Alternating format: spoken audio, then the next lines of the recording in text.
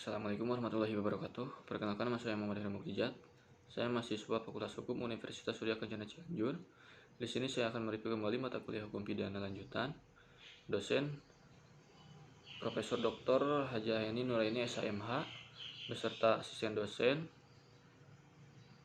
Bapak Dr. Emredi Arid Hayadi SHMH.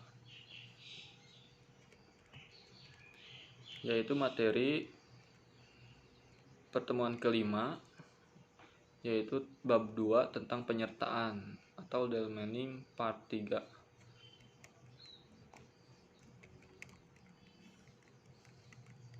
Bentuk keempat penganjur atau outlawking, yaitu untuk menggerakkan orang lain untuk melakukan suatu tindak pidana dengan menggunakan sarana-sarana yang ditentukan oleh undang-undang.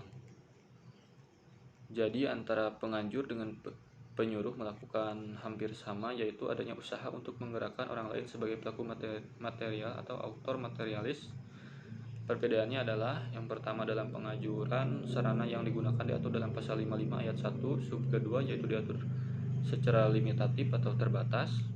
Yang kedua dalam pembujukan, orang yang membujuk disebut autor intelektualis dan yang dibujuk atau digerakkan disebut autor materialis. Yang ketiga, pelaku materialis atau autor materialis dapat dimintai pertanggungjawaban secara hukum atau pidana karena melakukan perbuatan dengan sengaja.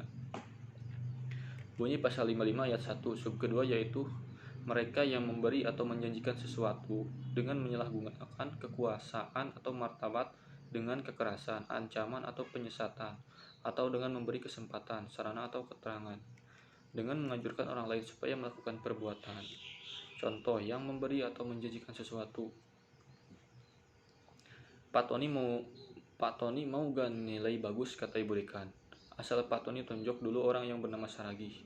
Di sini Ibu Dekan menjanjikan sesuatu, yaitu nilai bagus ini masuknya memberi atau menjanjikan sesuatu bersifat imaterial. Sebab di hal ini ada dua sifat pemberian, yaitu bersifat material dan imaterial. Jumlah yang ada di pasal 55 ayat 1 sub kedua bersifat limitatif atau terbatas. Perbuatan di luar pasal 55 ayat 1 sub kedua tidak bisa ditindak pidana. Maksud dari pasal 55 ayat 1 sub kedua adalah untuk kepastian hukum, lalu untuk pedoman bagi hakim dalam pembuktian. Terhadap pengaturan daya upaya secara limitatif, ini ada kritik dari Heizwinkel Saringa yang mengatakan, jika daya upaya tidak dibatasi, maka orang yang cerdik pandai dapat memakai daya upaya lain di luar KUHP atau di luar yang diatur dalam pasal 55 ayat 1 sub kedua. Misalnya, ratap tangis, cerita-cerita keberhasilan, dan lain-lain. Contohnya, Pak Saragih bercerita kepada Ibu Dewi tentang keberhasilan saudaranya di Jampang, dan di sana ada orang pintar yang bisa membantu menggandakan uang dari uang 100 juta menjadi 100 miliar daripada capek-capek kerja. Tentu saja upaya Ibu Dewi tertarik dalam hal ini. Pak Saragih menggerakkan Ibu Novita supaya tertarik sama ceritanya. Apapun daya upaya yang berupa paksaan, ancaman, dan penyesatan dapat masuk ke dalam bentuk penyuruh dan juga menggerakkan. Dasar ukurannya adalah apabila dorongan atau paksaan atau ancaman itu sangat kuat, maka itu adalah penyuruh. Tetapi apabila tidak begitu kuat, maka masuk dalam menggerakkan. Contoh daya upaya penyuruh. Tuti adalah seorang kasir bank. Suatu waktu di banknya kedatangan perampok, dan si perampok tersebut menodong pistol ke kepala Tuti supaya membuka brankas kasir dan mengambil uangnya yang ada di dalam brankas tersebut. Tentu saja di bawah ancaman senjata pistol, Tuti tidak dapat berkutik dan melawan sehingga memberikan isi uang yang ada di dalam brankas tersebut. Nah, di sini Tuti sebagai petugas kasir tidak dapat diminta pertanggungjawaban pidana karena adanya daya upaya dorongan atau paksaan atau ancaman yang sangat kuat, maka ini termasuk menyuruh dikarenakan Tuti tidak mempunyai kehendak karena ancamannya sangat kuat. Jenis dorongan atau paksaan atau ancaman yang sangat kuat itu harus yang bersifat layak dan umum. Di dalam Undang-Undang Tindak Pidana Khusus Korupsi menyamakan kedudukan pelaku dan pembantu dalam suatu kejahatan korupsi. Bentuk kelima, pembantuan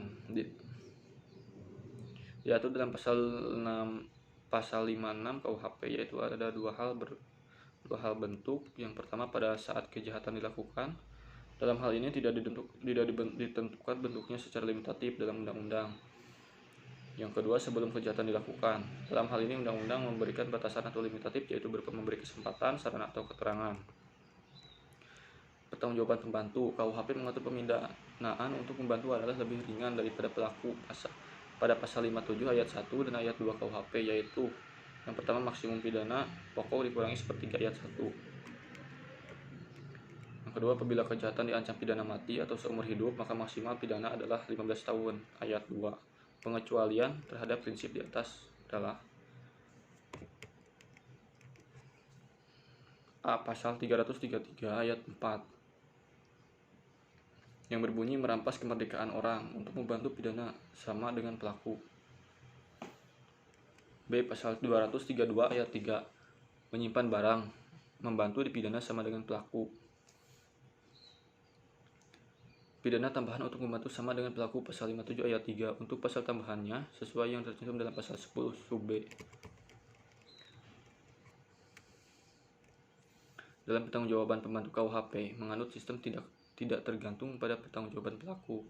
Pasal 57 ayat 4, dalam pertanggungjawaban pidana bagi pembantu hanya dihitung yang sengaja dipermudah atau diperlancar beserta akibat-akibatnya saja.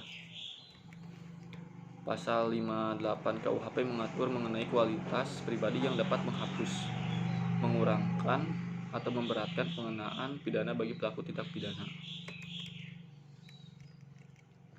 Pasal 58 ini adalah peringatan bagi praktisi, oleh karena itu ada kritik dari Profesor Muljanto dan Profesor Marseno Aji bahwa untuk membantu hendaknya dipergunakan sistem fakultatif, yaitu pengenaan sanksi pidana diserahkan kepada hakim.